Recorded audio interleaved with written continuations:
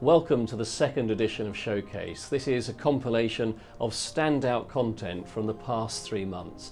Here are some of the key highlights in this film. How investing time in a story paid off for ITV Tyne Tees. Cleveland Police was told that a man was trying to source 12-year-old girls. Keeping afloat, West Country's coverage of the floods. Farmers like James are completely cut off unless you've got a 4x4 or a boat to get there. Meridian's Richard Jones tells how he coped with self-shooting on the high seas. So for filming in rough weather, where I really just needed 2 hands to hold on to the ship, I put the GoPro onto my head and the results were fantastic. We showcase more high-quality graphics and creative treatment.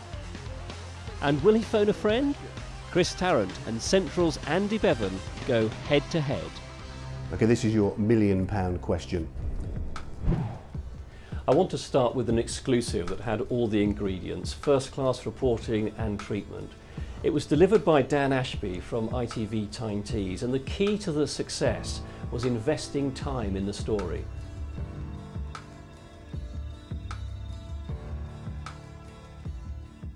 As he waited in custody, the officer trusted to protect us was finally being exposed for what he was, a sexual predator who used his power to rape and sexually assault his victims.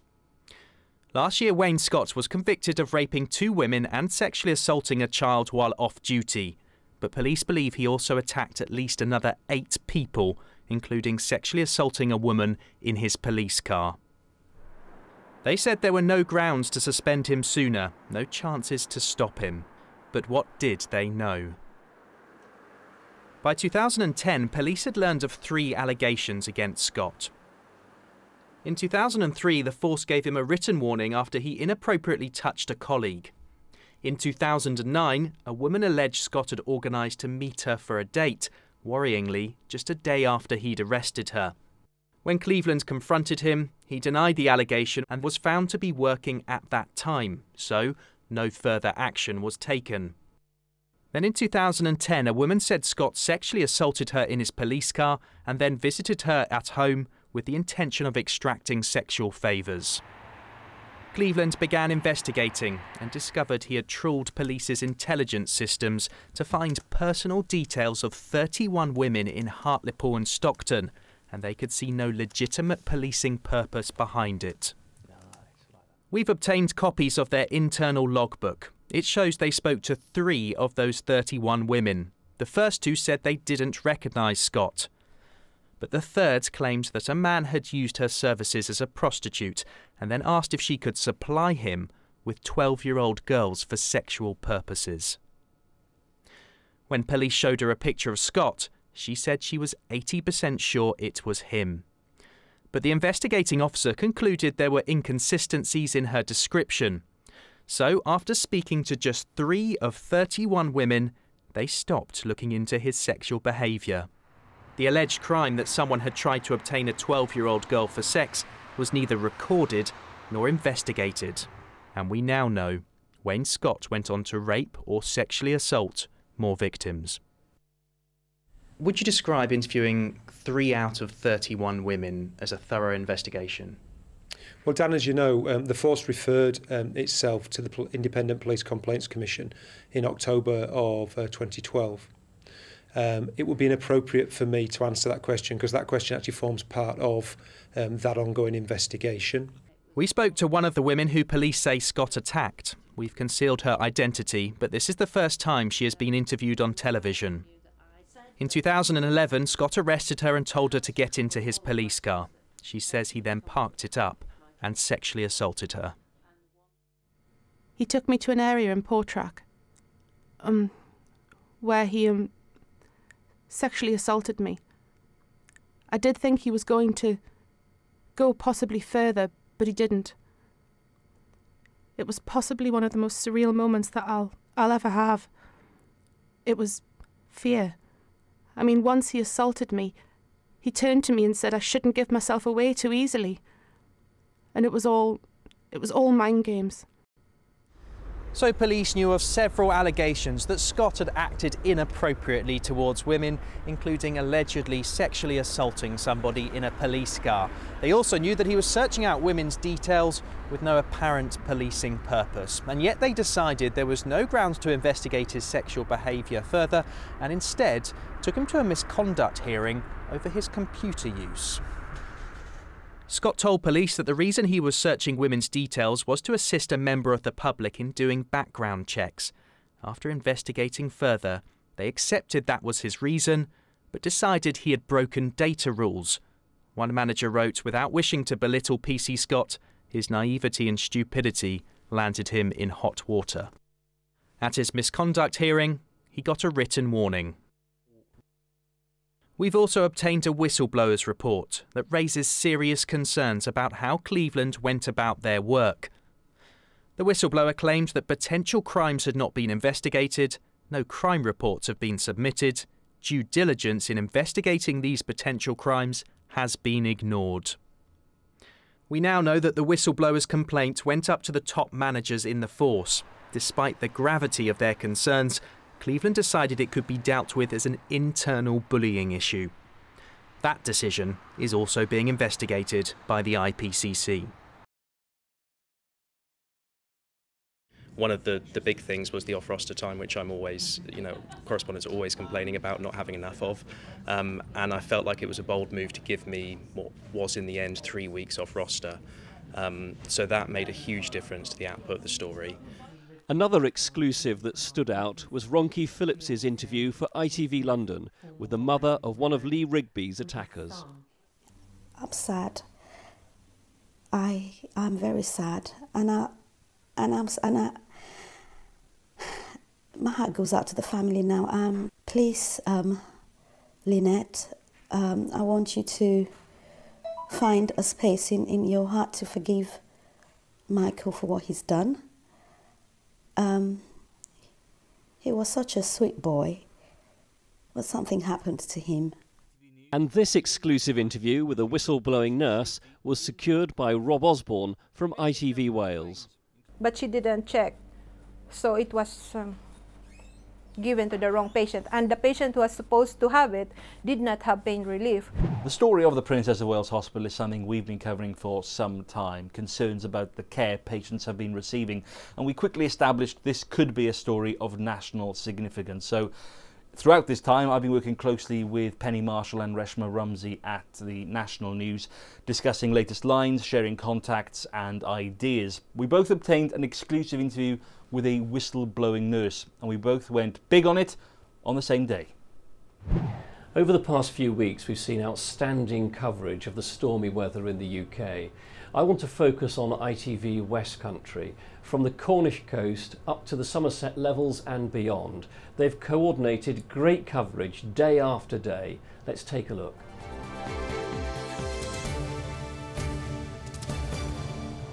Duncan Slightholme has our first report this evening of 24 hours of drama here in Dawlish. As it swings above the sea, every wave pounds and punishes this track. One storm in one night, breaking the 150-year-long connection this railway line has offered the people of Devon and Cornwall. Tons of soil and rock sucked from beneath it by last night's vicious storm. This is as close as we dare get. Every wave that's coming in is washing underneath the railway line, undermining it, the road that's behind it, and the buildings that sit along it. And as we've been watching, parts of them have been falling down into the sea.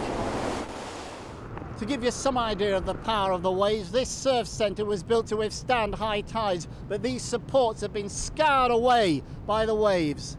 They've been working feverishly in Moorland all day, filling sandbags and in many cases filling cars with belongings, getting out while they can, packing their children, their pets and their lives into vehicles, retreating from their homes as an implacable, seemingly unstoppable force flows menacingly towards them.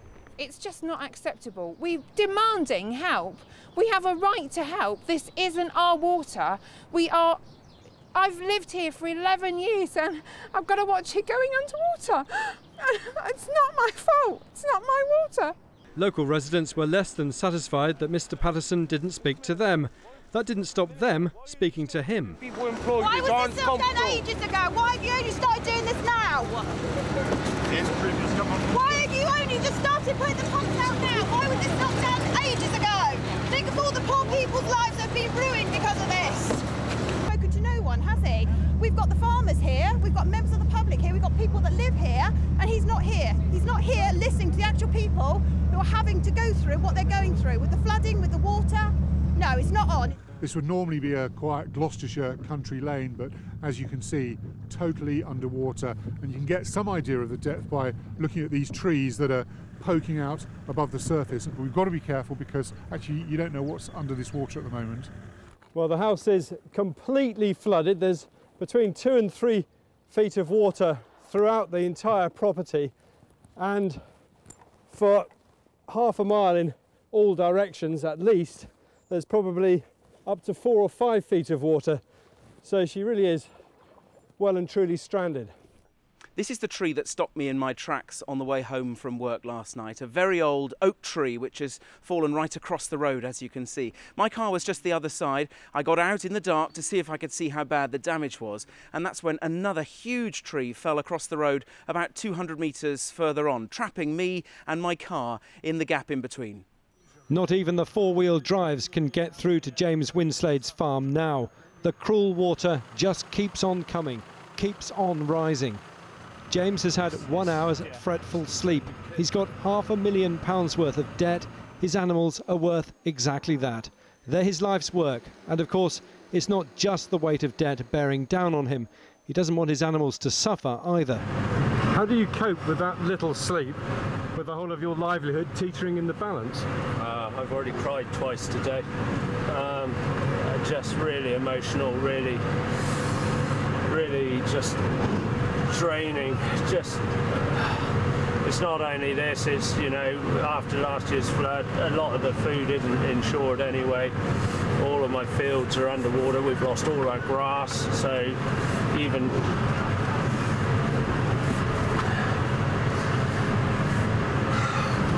and with that, this man, who's on the brink of exhaustion, could say no more. Well, it's always great when you've got a national news story unfolding on your patch. It's been great for me as a main presenter to be out on the road and to do full half-hour localised live programmes. The coordination between our Bristol news desk and our Plymouth news desk and the network news desk has been great to make sure that our resources have been in the right place at the right time. And the feedback that I've had from viewers, from people who watch us at 6 o'clock each night, has been terrific. And really they feel, as I do, that we've told this unfolding story from our viewers' perspective. We've had some fantastic human interest stories, which is a credit to the reporters who gathered those. We've kept some great contacts. We've managed to go back to some people who are really suffering, some farmers on the levels, and follow their story, and that I think has really marked our coverage out from the rest. Creative ideas are at the heart of what we do. Here's a wide and diverse selection of good production and treatment.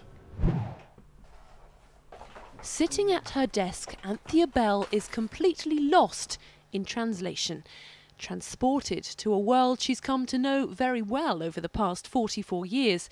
As the English translator of the Asterix series, her job's not just to change the language, but often the meaning too, turning Gallic jokes into British humour. Golly gosh.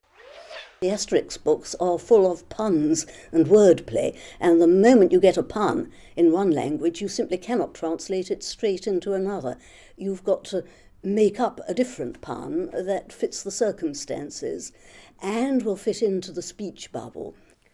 Asterix and his trusty sidekick Obelisk are ageing pretty well, considering. They've appeared in 35 stories, their adventures translated into more than 100 languages. Quite a journey when you consider they first appeared in print in 1954. Claire McGlasson from Anglia got in touch with our graphic designer Johnny Hughes, who basically sat down with her and really explained what options she had as far as visually explaining the story. And that helped Claire, before she went out to shoot a story, get in her own mind what she needed to shoot, how she needed to shoot it, and what she needed to provide for Johnny. She subsequently provided VO and all the clips we needed, the way Johnny had asked, shot against chroma key backgrounds, and Johnny was able to deliver fantastic sequences that helped her explain this story very imaginatively. And just goes to show really the collaborative way that we, working with the news teams, can produce some really excellent work. Last year, nearly 9,000 people across the East contacted another debt charity, Step Change, for help, 2,500 more than the previous year. Each had an average unsecured debt of £14,000. People were on average £16 short of paying essential household bills at the end of each month, a significant increase from £3 short the year before. Luton saw the biggest squeeze on household bills, with people £45 short at the end of the month, while Peterborough saw people £19 short and Milton Keynes £16 short. A row exploded in the local papers, with letters pouring in from both sides. The former mayor of Malton accused Anne McIntosh of having ignored the town council on a trip to flooded areas, saying she displayed a lack of understanding and that this behaviour would seem to be typical of her. One senior figure in the local party told me she has an extraordinary ability to divide people and that many in the constituency think she's a nightmare.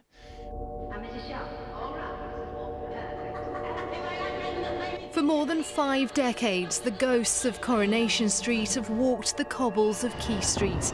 But that's all about to change as Britain's most famous street moves home. And that's where these guys come in, the scenic artists whose job it is to age the set. We started off knocking back some of the colours on the brick to give it more of an aged feel, planting moss, grass, to just give it a softer feel. So if that's not damp, that's paint? That's paint, that's sprayed. And that scenic dressing also includes graffiti, and I've been asked to help.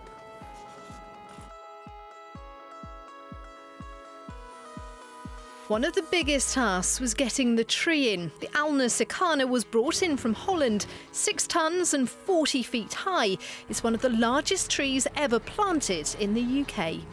Alan, tell me about Puddlegate. We had a team of people to actually mark out where the puddling points were going to be. We want puddles, but we don't want great lakes. So over 2 years, it's gone from being a muddy piece of wasteland to the most famous streets in the world. And here it is, a little bit bigger, all ready for its HD close-up, and I think you'll agree it looks, well, pretty much like the street we know and love. It's taken over 3,000 people to create and build this new set, the 5th interpretation of Coronation Street. 400,000 bricks have been used, 37 chimney pots, and 120 pairs of net curtains for twitching.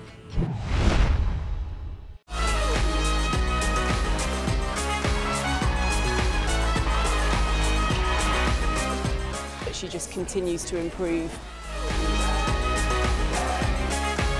She's a massive role model. I don't think there's anything that could stop her. Everyone decided to bring their A game. You know, we rarely have 7 people firing against an Australian side, and the fact that we had that for 3 test matches, I think, was just amazing. And now we know we can do it, and we just want to keep trying to obviously reproduce the big performances against the number 1 and 2 teams.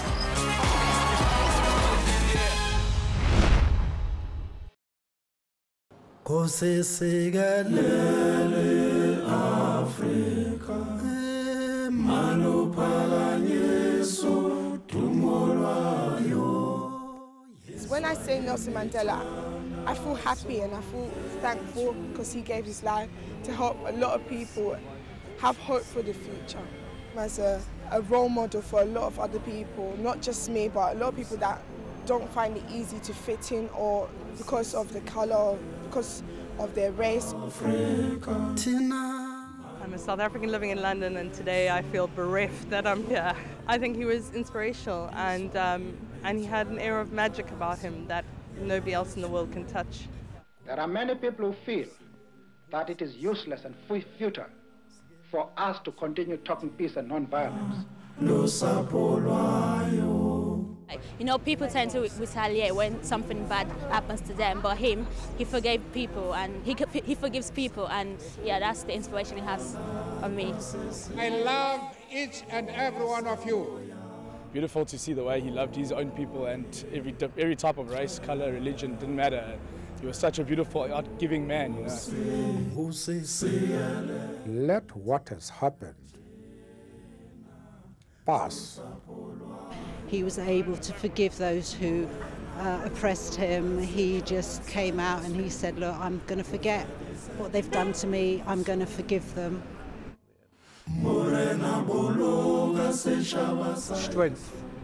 Strength and the power of forgiveness to people who put him down and put loads of other people down. Take your guns and throw them into the sea. I just think he's just a great icon. Just for a lot of young men of my generation, he was just a good person to look up to. He wasn't the most perfect of human beings, but you know, in everything that he tried to do, it was for nothing. It was nothing, you know, for nothing more than the good. He was fighting for freedom. When you look up to him, you know that okay, there's somebody behind fighting for you, so you worked harder to achieve something.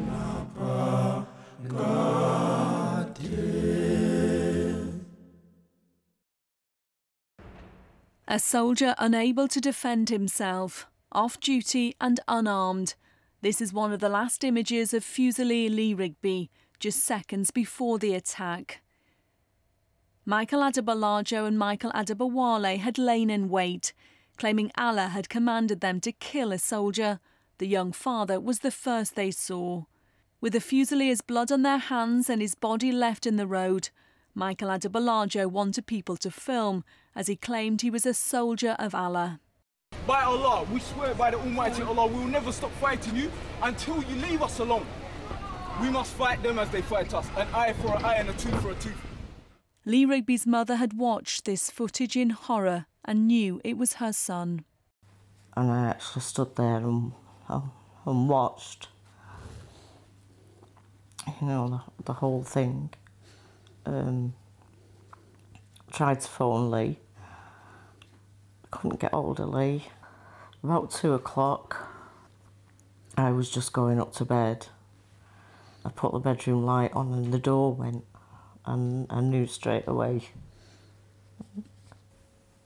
I've never felt pain like I do now. It's there constantly, it's every day. His killers were born in Britain and had converted to Islam. Both were on the security forces' radar. Michael Adebolajo had already been deported back to the UK from Kenya because of his radical views. I don't think anybody realised how radicalised certain ones in this country have become. I mean, there's a difference between spouting on the telly their views and going to this level, which has never happened before. Lee Rigby's fateful journey began here on the 22nd of May as he finished his shift at the Tower of London doing a job he loved. It was just before 2 p.m. and the young Fusilier started walking to the train station to cross London to get back to his temporary base in the capital. He left the train station at Woolwich Arsenal at 2:10 and started the short walk to his barracks. At the same time, Michael Adebolajo and Michael Adebowale were in their car circling the barracks, looking for a soldier to attack. As Lee Rigby crossed Artillery Place, they saw him, their target, and drove straight at him. Lee Rigby was hit from behind with such force he was thrown across the road. Michael Adebolajo said he was still conscious after being struck, adding to his family's pain. As Lee Rigby lay helpless, his killers dragged his body into the road, wanting people to watch as they stabbed and tried to decapitate him. They were seen smirking, posing, proud of what they'd done. And even though they stayed here armed with knives, a machete and a gun, one woman knelt down next to the soldier's body to give him some comfort, a remarkable act of humanity. Vicky Cave saw his body in the street and ran to give him first aid, but it was too late. He was just lying lifeless on the floor, and it was that lady, so brave, just absolutely amazing, just rubbing his back and just saying, I'm a mum. And if that was my son, I'd want someone to be there. She was incredible. The killers waited for the police, expecting to be shot themselves, in their words, to achieve a higher position in paradise. One firearms officer described how she thought she was going to die as they ran towards her. Lee Rigby's family have shown immense dignity and restraint in court, often forced to leave in tears, as Michael Adebolajo constantly referred to them by name, telling police he'd only answer their questions to ease their pain.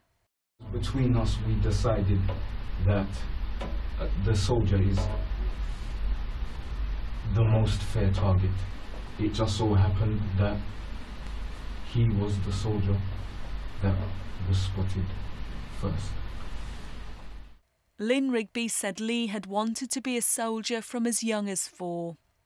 It was always, you know, the army was #1, and yeah, he followed his dream.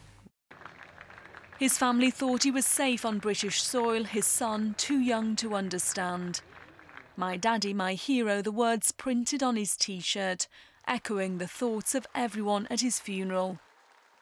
One day they'll have to tell Jack what happened to his dad, killed by strangers and their warped view of Islam.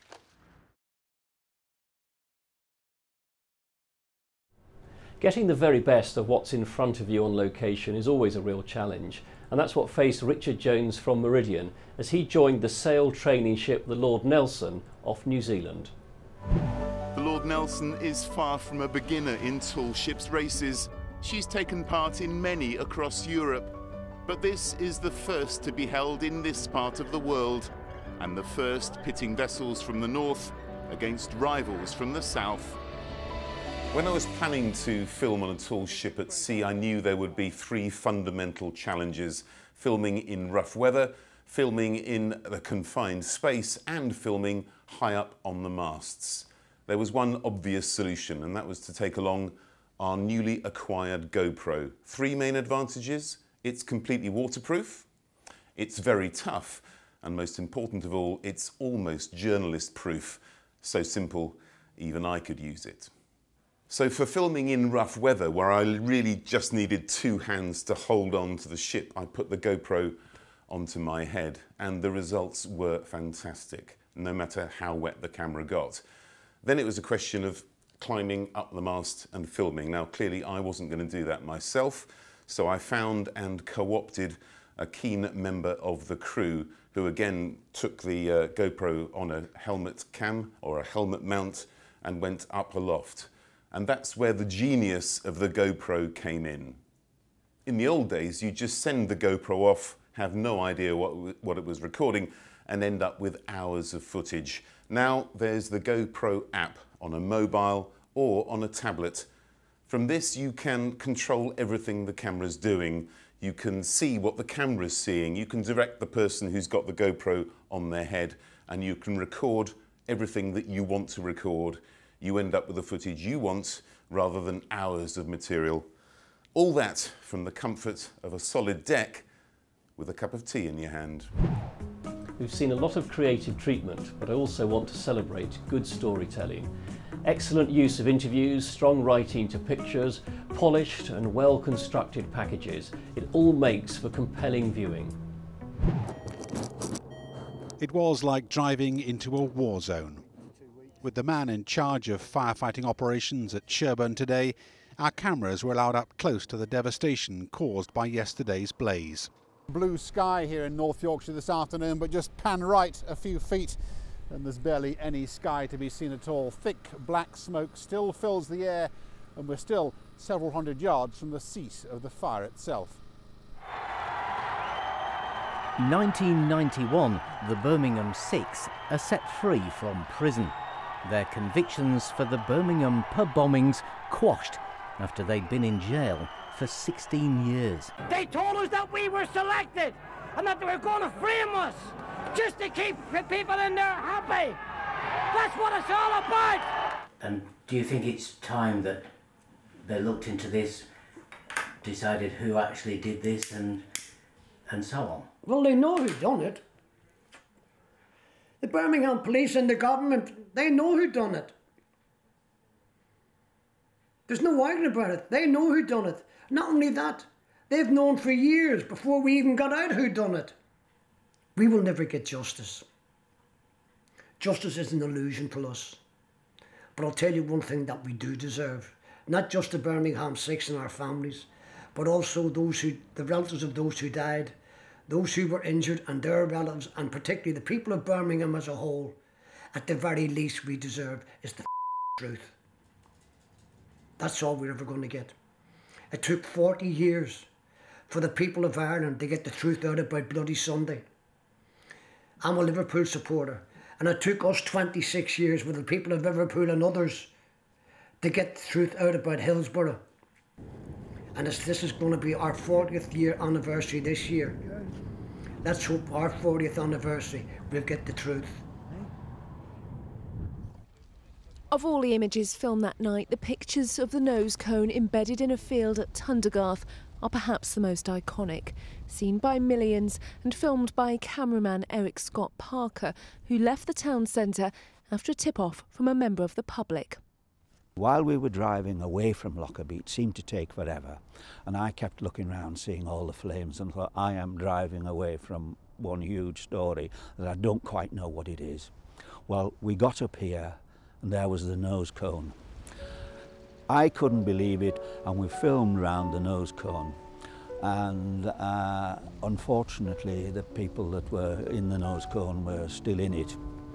And then we realised just what had happened. It dawned on us then. Getting to Lockerbie that night was all but impossible. You know, the roads were jammed solid, nose-to-tail traffic, everybody was complete confusion. When I did get there, it was just something that you couldn't comprehend. And really the only way that I can remember that night being able to come to terms in any kind of way was to almost imagine that I was on a film scene, on a film lot somewhere, and it wasn't real, it wasn't happening. It was just all some horrible make-believe. Now to ITV Central's Andy Bevan. In the last edition, he brought us Cluedo. In this showcase, he reports on the end of one of the most successful TV quiz shows. In its 15-year history, the show's given away over £55 million, and more than 1,200 people have sat in the hot seat. There have been 5 millionaires. Well, 6 actually, but one had to give it all back. Major Charles Ingram cheated his way to a fortune, helped by his wife in the audience and a fellow contestant in the wings who coughed loudly to indicate each correct answer. All 3 were later convicted of deception, fined and given suspended prison sentences during a trial presided over by a judge who witness Chris Tarrant discovered was a huge fan of the show. QC asked me something like this. He said, in your considered opinion, do you think whatever? And I said, yes, I think it probably is, actually. And the judge leaned over and went, "Oh, Mr. Tarrant, was that your final answer?" And all this. Well, is this a court of law? What's happening? Of course, there's one person who's been there for every show without facing a single question. Until now. OK, this is your £1 million question. Of whom is Judith Keppel a distant relative? The Queen, the Duke of Edinburgh, the Duchess of Cornwall, the Duchess of Cambridge? Well, basically, is she not a relative of all of them? The Queen, Duke of Edinburgh, the Duchess of Cornwall, and the Duchess of Cambridge. She's a distant relative of the Queen. Final answer? Final answer. Oh, it's the wrong answer. No! She's actually a distant cousin of the Duchess of Cornwall. Because it's Camilla. So, Chris Tarrant goes away with, well, maybe not £1 million, but certainly 1 million memories. Andy Bevan, ITV News. And that brings the curtain down on this edition of Showcase. Thank you very much indeed for all your hard work and effort over the past 3 months. And we'll be bringing the 3rd edition of Showcase to you in May.